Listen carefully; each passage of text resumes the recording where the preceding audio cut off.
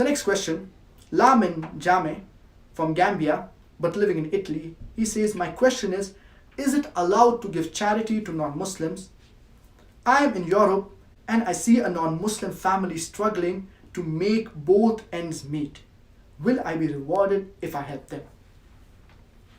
So the brother's basic question is that is it permitted to give charity to non-Muslims?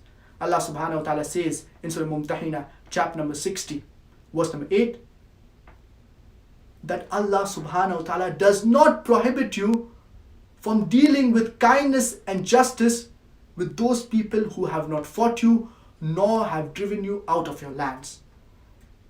Now the Mufassirin, the commentators, they say that one type of dealing with kindness and justice with the non-Muslims is by giving them charity. It is permissible for you to give charity to the non-Muslims if you see a family struggling, so then you can give these non-Muslims or this family charity, that is sadaqah. And our beloved Prophet Muhammad, peace be upon him, said that he is not a Muslim who sleeps with his full stomach while his neighbor is hungry. And the neighbor includes the Muslims as well as non-Muslims. So you can very well give them sadaqah, that is charity. In fact, one category of zakah, as Allah subhanahu wa ta'ala mentions the categories of zakah in Surah Tawbah, chapter number 9, verse number 60, one category is mu'allafat qulubuhum, those whose hearts are inclined towards Islam. So if you see a non-Muslim, his heart is inclined towards Islam, he wants to accept Islam, even he can be given zakah.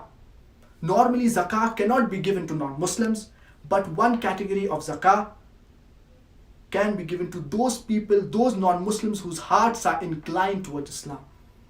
So sadaqah, charity, normal charity can be given to any non-Muslim, whereas zakah can only be given to Muslims. One category of zakah can be given to those people whose hearts are inclined towards Islam.